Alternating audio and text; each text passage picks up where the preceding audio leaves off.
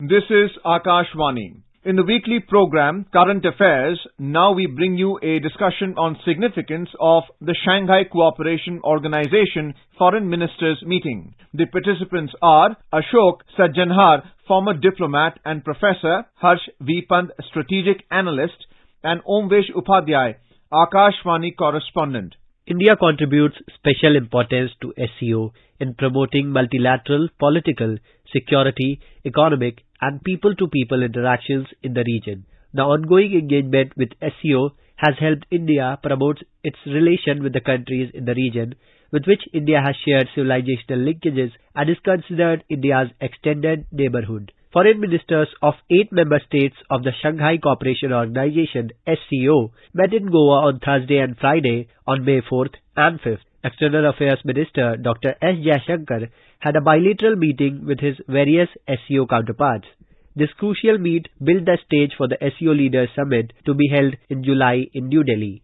Prior to the Foreign Ministers meeting, SCO Defense Ministers meeting took place in New Delhi this April, in which Russian Defense Minister took part and discussed the Russian defense industry's participation in the Make in India initiative. And today to discuss, we are joined by former diplomat Ashok Sajjanhar and Dr. Harsh V. Pant, international affairs expert. Welcome to the program, Mr. Sajjanhar and Mr. Pant. Mr. Pant, I want you to outline the significance of India hosting the SCO summit, and please share with our listeners what is the theme of India's chairmanship of SCO this year. This year, India has the chairmanship of the SCO, and this meeting is the foreign ministers' meeting where the 8 member states of the Shanghai Cooperation Organization. This meeting is likely to set the agenda for the Leaders Summit that will be held in July. So in some ways, this is an important meeting because foreign ministers lay down the agenda for the leaders later on to converge and to discuss. And in that context, the theme of India's chairmanship is Secure SCO, which basically underscores India's desire to part of a platform like SCO in a part of the world like Central Asia, which has been riven by many challenges, to ensure that there is an element of security in its widest possible dimensions, and how that security can be undertaken, that security role can be undertaken by the SCO in Central Asia. We should know that India has had very strong links with this part of the world. Historically, civilizational links. It is part of India's extended neighborhood. And in that sense, India has for a very long time underscored that principles on which it would like to pursue its relationship with the SCO, like respect for territorial integrity and sovereignty, like non-interference in internal affairs, like mutual understanding and respect. All of those are fundamental in the way India looks at its own role in the SCO as well as the role of SCO in managing regional issues and managing regional problems. Mr. Sajjanhar, can you please share with our listeners the significance of India hosting the Shanghai Cooperation Organization Summit, and how do you see India's chairmanship in SCO? India became a member of this organization in 2017. We had become an observer to this organization in 2005. And as you can see, it took us about 12 years because of a variety of geopolitical reasons, which I'll not go into right now. Now, Shanghai Cooperation Organization, in fact, started as what is known as a Shanghai 5 in 1996 in the wake of the breakup of the Soviet Union. And then it became the Shanghai Cooperation Organization with 6 members, including Uzbekistan, in 2001. And India became a member in 2017. There are 2 major standing bodies of the Shanghai Cooperation Organization. One is in terms of the meeting of the prime ministers of all the countries that are members. Currently, there are 8 members. There are 4 members from Central Asia, that is Kazakhstan, Tajikistan, Kyrgyzstan, and Uzbekistan.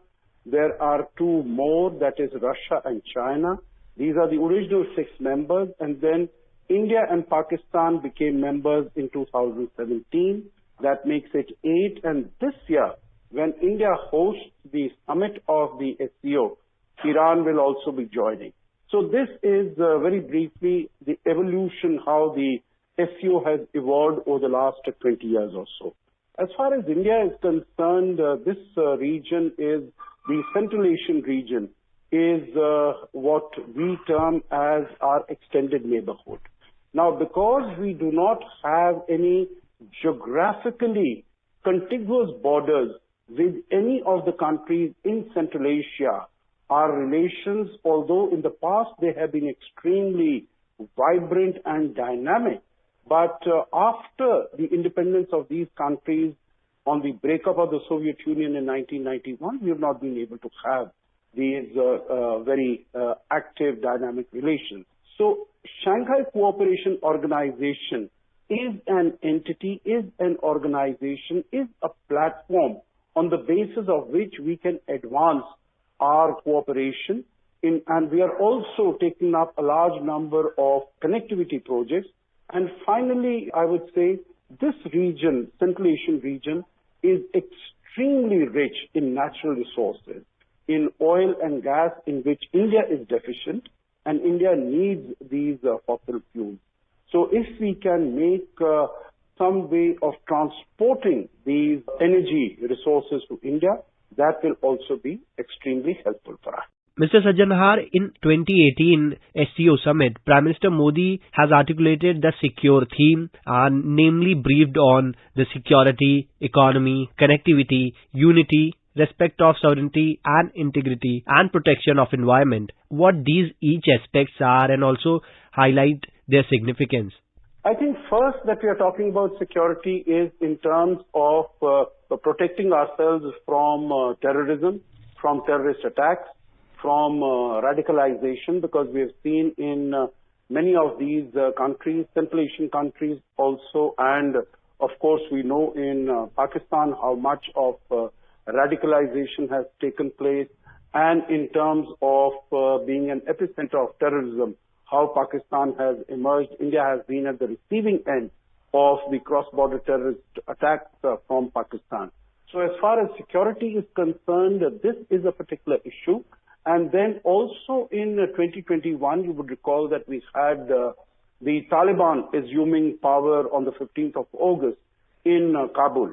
And there are a large number of terrorist groups that are based in Afghanistan.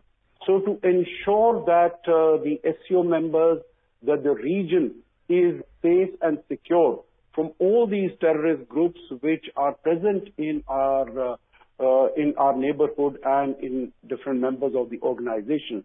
So secure really relates to that. And of course, now we can see that there is so much of instability and conflict in the world. So how can these countries work together to ensure that peace, security and stability is maintained?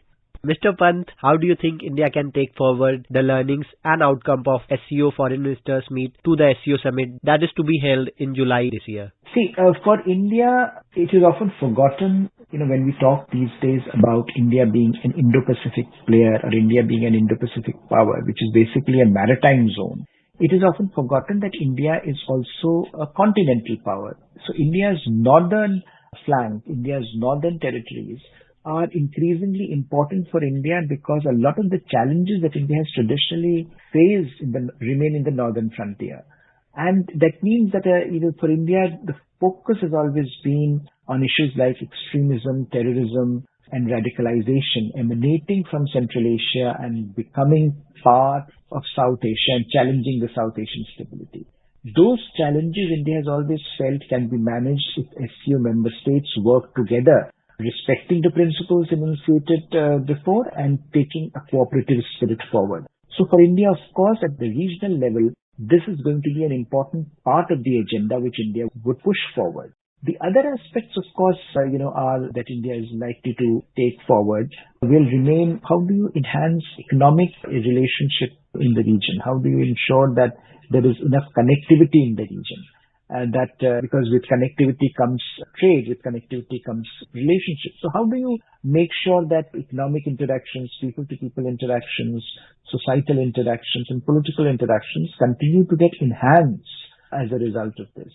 And of course, a lot of the effort that India has put in under its presidency of the SCO have to do with technology and how technology can play a role in enhancing governance. And India certainly would like to use or share some of its experience in digital infrastructure and digital governance and take it forward to Central Asian countries. Absolutely. And share that with Central Asian countries. So all of these will be part of the agenda. Mr. Sajjanhar, both China and Pakistan are part of SCO. We can't deny that China is the dominant member of SCO. So for India, that makes a sensitive alliance, but also an opportunity to elevate security issues with these countries. What's your say on this? I think it is imperative for us to be a member of this organization, because when you are inside an organization, number one, you can keep yourself fully informed as to what is happening there.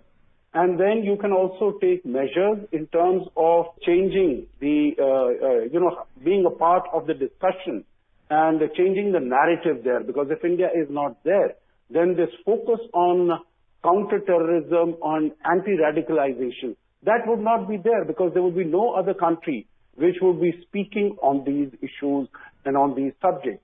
So I think the fact that we are there, it is to promote our own security interests and to protect ourselves. And of course, in terms of the benefit, as I had mentioned, whether it is energy or it is in terms of our investments in this region, and that is why we have to sort of promote the connectivity projects, whether it is through Chabahar, on which we have been focusing a great deal. We have also been focusing on emphasizing the importance of the International North-South Transport Corridor. And in addition to what you mentioned, secure, and very correctly, that this is what the Prime Minister had mentioned at the Qingdao Summit in 2018. But he's also, in terms of the priorities of our presidency, both when we were heading the Council of Governments, which was at the level of the Prime Ministers, which took place 2 years ago. India was the chair of that meeting. And now we are chair of the Heads of State Council of the Shanghai Cooperation Organization. We have taken up the issue of startups and innovation, science and development, and traditional medicine. These are the three priorities that have been identified by India, and we have been working very assiduously on all these issues.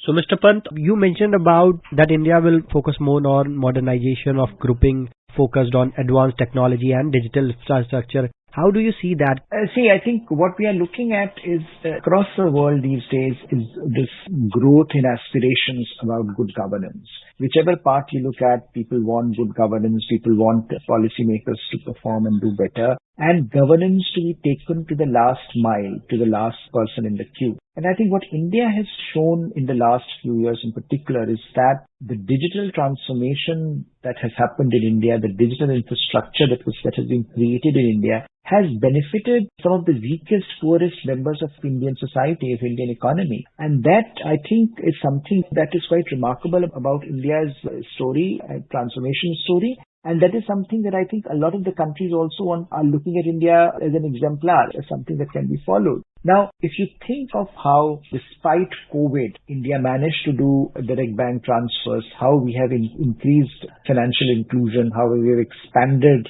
how many people we have brought into financial architecture, how we have integrated them through digital means and through technological means. That is a remarkable story of a society that, despite being poor and despite facing many of the challenges, has been able to overcome this particular challenge. Because this is something where India has done well and where India has shown that you don't have to be very rich to reap the benefits of technology. Mr. Sajjanhar, when the SCO is also focusing on modernization of the grouping and is keen to welcome innovation, can we say that India can be a very big role model to other nations in replicating the success of public digital infrastructure? Because we have proven this with our UPI and other innovation, right? No, absolutely. You're very right. And I think that India has already taken these steps. You would recall that when India came up with the CoWIN platform in terms of vaccination, then the Prime Minister had offered it and he had termed it as a global good. And this was offered to as many countries as possible. Even in terms of the UPI or the RuPay, in terms of the unified payment interface, that also, because as it is mentioned now, about 40% of the financial transactions that take place digitally, they are taking place in India. So India has offered its facilities, whether it is in the area of providing financial inclusion in terms of opening of 500 million accounts in the farthest corners of the country.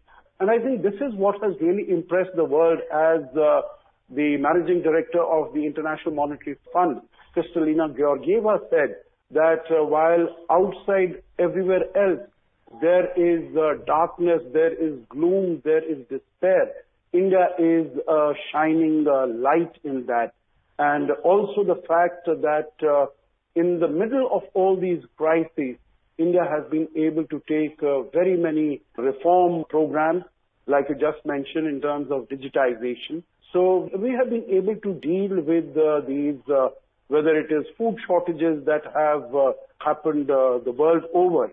We have been able to supply food grains to more than 800 million people from our country, from April 2020 onwards, and also been able to supply food to other countries which have been in dire need, like Egypt and others, because of the shortages that have been brought in by the Russia-Ukraine conflict.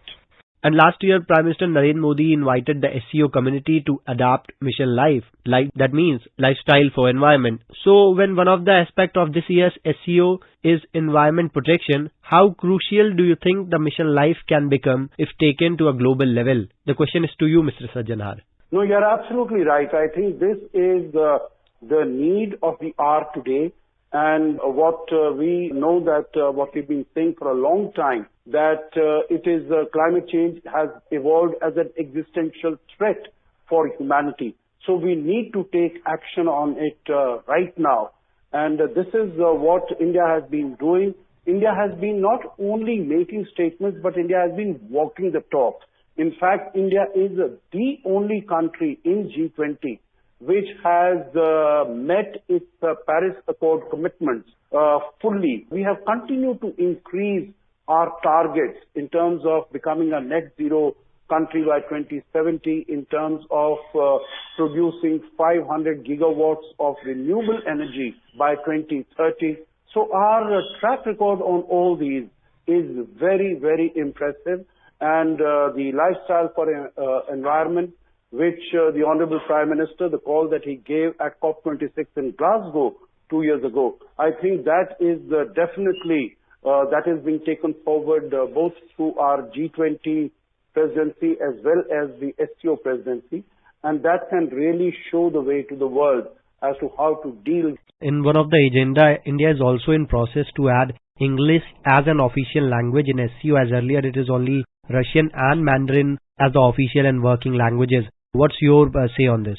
Yes, so that is an important, I think, issue for India, because India has been putting this issue on the agenda since 2020. And, we know that India and Pakistan both became members of the SCO in 2017. Now, the only two official languages that you have at the moment, working languages, are Russian and Mandarin. Now, till the time you had Russia, China and Central Asia, perhaps this was all right. But now with India as part of the SCO, certainly India would like a language to be included that reflects, I think, where India is coming from, and therefore India has been pushing for the addition of English as the official language of communication. And I think that certainly India is going to again push forward this time, which I think is an important point that India is making, that you cannot have the functioning of an organization should reflect its structure. If the structure changes, then the functioning also should change. Mr. Sajjanhar, what significant role India can provide to the SCO community in terms of disaster management and emergency operations? Because through Operation Dost, it has been proven to the world that how India responded to whatever the crisis that happened in Turkey. What's your say on this? I think India can provide a huge amount of support, because I think it is available in terms of the experience that whenever there have been disasters that have been struck, you would recall even far away in 2004 when we had the tsunami that had struck. Then on the 26th of December, tsunami struck. By that evening, our forces were in Sri Lanka providing relief. Around that time, we also formed what is become known as the Quad between India, Australia, USA and Japan to to provide relief to all the tsunami-affected countries. More recently, when it was the earthquake that took place in 2015 in Nepal, or very recently the earthquake that took place in Turkey and Syria, notwithstanding the fact that our relations with Turkey are not the best, but under the rubric of Operation Dost, we went about and we provided assistance very quickly. India was one of the first responders to the crisis that took place in Turkey. So I think it is for everyone to see that, setting up of the National Disaster Management Authority to deal with whether it is earthquakes, it is floods, it is lightnings or any other man-made or natural disasters, India is very well equipped to deal with these challenges very effectively. Dr. Pant, earlier to the SCO Foreign Ministers meet, the SCO Council of National Coordinators met from 29th of April to 3rd of May. Can you also share some insights on what were the key outcomes of that meeting? See, national coordinators basically, are supposed to manage the SCO meeting. So in that sense, what they were doing during the national coordinators meeting was preparing for the meetings of the leaders who will come. So when you have the heads of government meeting later on, the coordinators primarily try to look at the logistics and the functioning of these various meetings, and they look at how various aspects of broader organizational activities. So I think what they were trying to do was they were trying to basically review the documents that will be perhaps presented now at the ministerial meeting, because this is a process of, you have coordinators meeting, then the ministerial meeting, and then you have the summit. So that's how these processes evolve. So basically, once the coordinators meet, then they prepare the ground for the ministerial meeting, and the ministers then prepare the ground for the leaders level summit. So in that context, the National Coordinators meeting is basically the ground zero for the functioning of the SCO annually.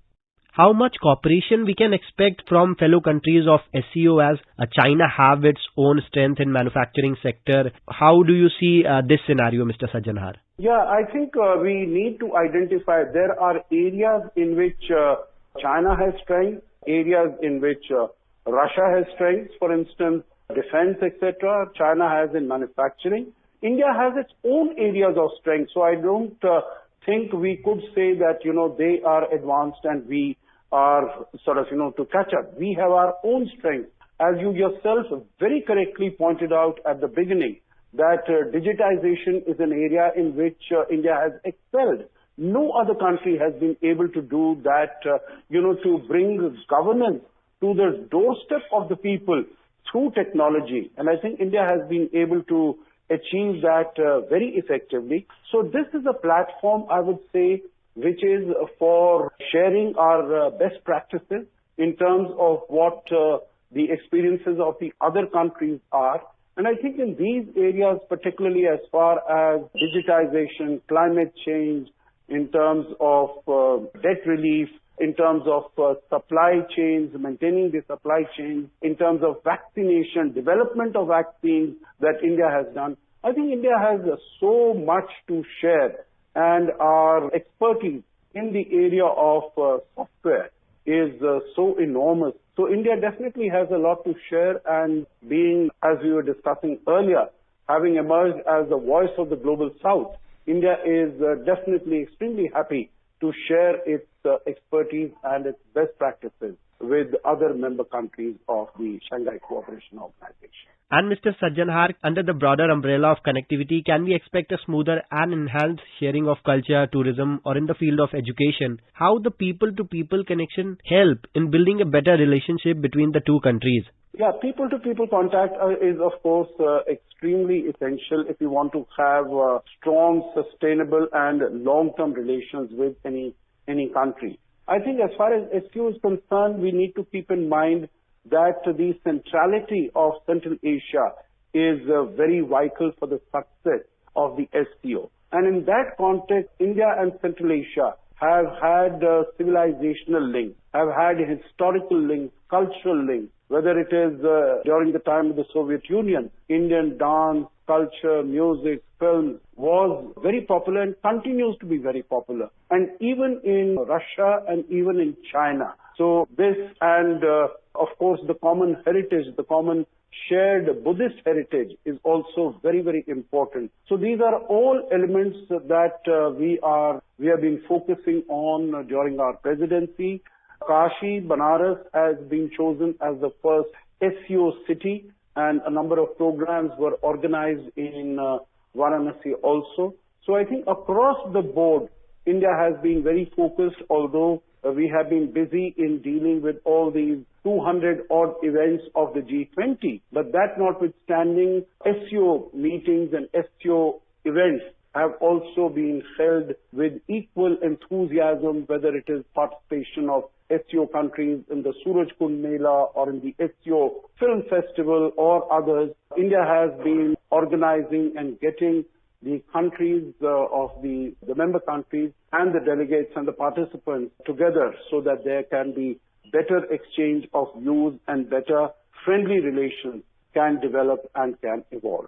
Dr. Pant, in the very concluding question, I want to take your opinion on this, that with the SEO chairmanship, India already holds the G20 presidency at the same time. So can we say that the world is looking at India more like a world leader? And what role now India has to play in order to be the Vishwaguru?